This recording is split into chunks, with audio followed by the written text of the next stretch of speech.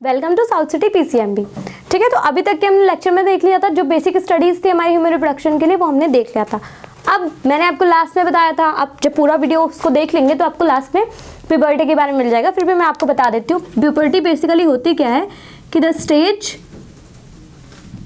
और age at which body start producing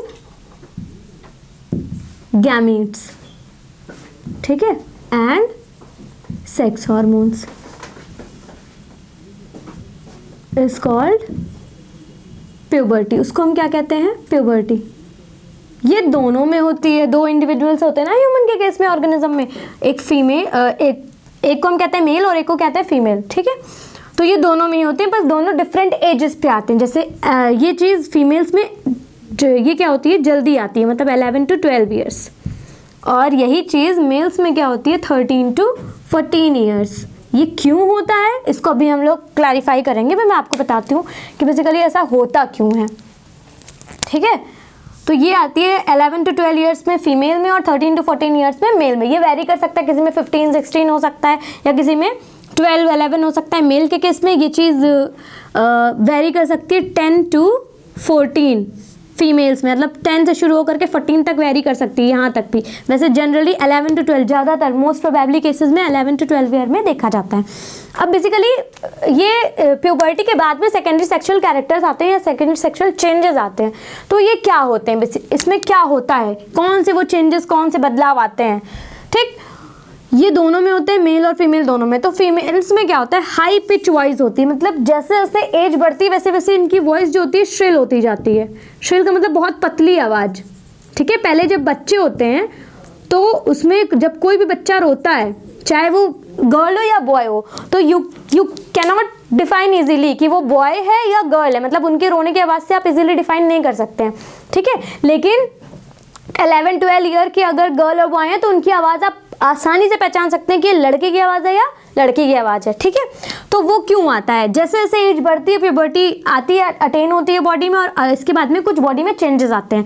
तो उसमें एक चेंज होता है हाई पिच वॉइस। पिच बढ़ जाने का मतलब पतली आवाज़ एकदम, है ना, जिसको कहते हैं तीखी आवाज़। तो वो श्रिल आ जाता है ना, श्रिलनेस आ जाती है वॉइस में। दूसरा क्या होता है, मेंस्ट्रुअल साइकिल का इनिशिएशन, यानी कि मेंस्ट्रुअल फेज स्टार्ट हो जाती है। इसमें 11 to 12 ईयर में प्यूबर्टी के बाद में आई थिंक 1 ईयर या 2 ईयर्स के बाद में ये मेंस्ट्रुअल साइकिल स्टार्ट हो जाती है। ठीक, ये मेंस्ट्रुअल साइकिल आगे आप चलेंगे तो इसमें फॉलिकुलर फेज, ठीक है, मेंस्ट्रुअल पूरा फेज ये जिसमें फॉलिकुलर फेज, ल्यूटियल फेज, आपका मेंस्ट्रुअल फेज, ठीक है, प्रोलिफरेटरी फेज जिसमें प्रोलिफरेटरी में इंडोमेट्रियम की लाइनिंग वो होती है, उसके बाद में शेडिंग होती है उसकी मेंस्ट्रुअल फेज में।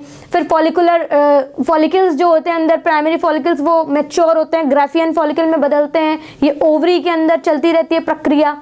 ये पूरा जो फेज है ये अंदर ओवरी के अंदर, ओवरी होती है ना, ओवरी के अंदर गैमीट्स बनते हैं। तो ये जो ओवरी होती है इसके अंदर यहाँ पर फॉलिकल्स होते हैं। फॉलिकल आगे चल के मैच्योर, इन पे ऊपर लेयर ग्रैनुलोसा किया जाती है, ये ग्राफियन फॉलिकल बना लेते हैं। फिर इसके अंदर एंट्रम बन जाता है। आगे चल के ये अंदर जो ऊपर की जो लेयरिंग होती है, कॉर्पस ल्यूटियम इधर बदल जाता है और बाहर एग रिलीज हो जाता है, जिसको फिम्ब्री, जो आपका ये फैलोपियन ट्यूब का आगे वाला पार्ट होता है जिसके अंदर ऐसे फिम्ब्री लाइक स्ट्रक्चर होता है, वो कैप्चर कर लेते हैं एग को। ठीक, तो ये यही एग होते हैं, अंदर जिसके एग होता है वो रिलीज कर देती हैं, उसको हम कहते हैं ओव्यूलेशन, है ना, ओव्यूलेटरी फेज ये पूरी आती है। तो ये मेंस्ट्रुअल साइकिल स्टार्ट, ये जो साइकिल है पूरी जो चल रही है, ये पहले मंथ में होगी, फिर एग रिलीज होगा, फिर नेक्स्ट मंथ में होगी एग रिलीज होगा, है ना, ये साइकिल चल रही है ना। साइकिल हम किसको कहते हैं, जो कॉन्टिन्यूसली रिपीटेड उसमें मोशन में चलता रहे, उसको कहते हैं मेंस्ट्रुअल साइकिल। ठीक, इसके बाद में मेमरी ग्लैंड्स जो होती हैं इनकी ये एक्टिव हो जाती है और इनकी ग्रोथ होना शुरू हो जाती है। ठीक, इसके बाद में हिप्स का जो एरिया होता है वो उसकी वाइडनिंग होना, जैसे उसमें शोल्डर का इनलार्जमेंट होता है वैसे यहाँ पर हिप्स का यहाँ पर वाइडनिंग होती है। फिर जो नेक्स्ट है वो जो इंटरनल ट्यूब या फिर इंटरनल जो ग्लैंड होती हैं, इंटरनल स्ट्रक्चर होते हैं, वो भी मैच्योर होना शुरू हो जाते हैं। ठीक है, क्यों? क्योंकि अब एग रिलीज होगा तो फैलोपियन ट्यूब भी मैच्योर हो जाएगी, फैलोपियन ट्यूब को कैप्चर करना रहेगा एग को। ठीक है, तो वो धीरे धीरे वो भी एक्टिव होना शुरू हो जाएगी। यूटेरस भी एक्टिव हो जाएंगे, क्यों? क्योंकि मेंस्ट्रुअल साइकिल कहाँ पे चलेगी, अंदर जो यूटेरस का एरिया होता है वहाँ पर ये जो इंडोमेट्रियम की लाइनिंग होती है, अंदर की जो लेयर होती है यूटेरस की, वो प्रोलिफरेट करती है, फिर इसी की शेडिंग होती है, तो ये भी मैच्योर हो जाएंगे, इनके अंदर में मैच्योरेशन आता रहेगा। अब कब आते हैं? ये चीज़ मेल में 13 to 14 ईयर्स में होती है। इनमें क्या क्या होता है? तो इनमें इनलार्जमेंट होता है शोल्डर्स का, शोल्डर्स इनलार्ज होते हैं, ठीक है। डीपनिंग ऑफ वॉइस, इनमें क्या होती है कि बहुत ज़्यादा श्रिल वॉइस नहीं होती, बहुत ज़्यादा मोटी आवाज़ हो जाती है। तो धीरे धीरे जैसे जैसे ग्रो होते हैं वैसे वैसे इनमें जो वॉइस होती है बहुत ज़्यादा भारी, जिसमें कहते हैं भारीपन आ जाता है, तो उसको कहते हैं डीपनिंग ऑफ वॉइस। फिर इनमें हेयर ग्रोथ स्टार्ट हो जाती है, जिसमें बियर्ड डेवलपमेंट, माउथ स्टेचेस, ये सब आते हैं, ठीक। इसके बाद सेक्स ऑर्गन्स जो होते हैं वो भी अंदर ग्रोथ करना, जैसे यहाँ पे यूट्रस, फैलोपियन ट्यूब ग्रो करना, ओवरी मैच्योर हो जाती है, वैसे उनमें क्या होते हैं सेक्स ऑर्गन, जिसमें मेनली जो टेस्टिस होता है वो मैच्योर होना शुरू हो जाता है। और जो स्वेट और सेबेशियस ग्लैंड होती है ये एक्टिव हो जाती है। बेसिकली स्वेट ग्लैंड क्या होती है? स्वेट ग्लैंड क्या होती है?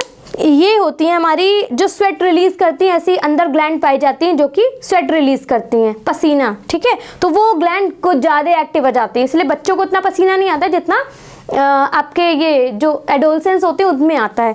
क्यों? क्योंकि एक्टिव स्टेज इसकी है, बहुत ज़्यादा एक्टिव हो जाती है। सेबेशियस ग्लैंड, यही चीज़, और सेबेशियस ग्लैंड क्या होती है? ऐसी ग्लैंड जो ऑयल प्रोड्यूस करती है बॉडी में, यहाँ पर फेसेस में ऑयल प्रोड्यूस, तो बच्चों में वो नहीं होता है।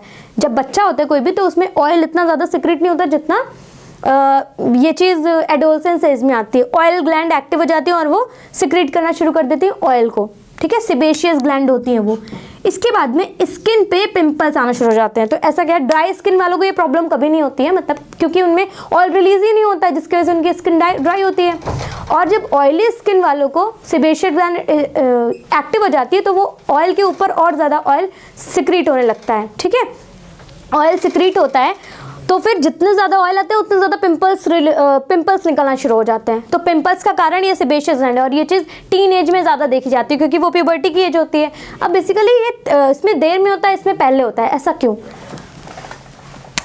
वो इस कारण से होता है क्योंकि इनमें जो फॉलिकल्स होते हैं, मैंने कहा ना फॉलिकल्स, तो जो आपका एग का फॉर्मेशन होता है, ये जब गर्ल चाइल्ड बेबी मतलब फेटस में रहती है, मतलब एम्ब्रियो वगैरह डेवलप पेट के अंदर, मदर वॉर्म के अंदर रहती है, तभी उसके एग्स बनना शुरू हो जाते हैं।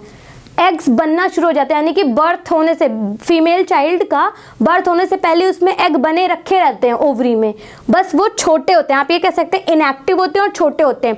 वो जैसे ही 12 ईयर को अटेन करती हैं, उनके जितने भी एग है वो धीरे धीरे मैच्योर होकर के रिलीज होना शुरू करते हैं। मैच्योर होते हैं फिर रिलीज होते हैं, फिर मैच्योर होते हैं रिलीज होते हैं, जबकि ये चीज़ मेल्स में नहीं होती है। मेल्स में क्या होता है, जब वो 13-14 पे पहुँचते हैं तब उनमें गैमीट्स बनना शुरू होते हैं, तब उनमें गैमीट्स बनना शुरू होते हैं। ये रीज़न होता है कि क्यों इनमें 13-14 पे आती है देर में, और इनमें क्यों 11-12, क्योंकि इसमें स्टोर्ड एग्स होते हैं जो कि मैच्योर होना, ये जब फेटस होती है बर्थ के पहले, इनका बर्थ भी नहीं होता, उससे पहले ही एग बनने शुरू हो जाते हैं, जबकि बर्थ के 13-14 साल के बाद में यहाँ पर गैमीट्स बनते हैं, ठीक। अब दूसरा क्वेश्चन होता है कि ये ह्यूग क्वांटिटी में बनता है, मतलब ये भी होता है कि जो सेक्स ऑर्गन होता है उसमें ह्यूग नंबर में, मिलियंस नंबर में एग यहाँ पर स्पर्म प्रोड्यूस होते हैं। ऐसा क्यों होता है?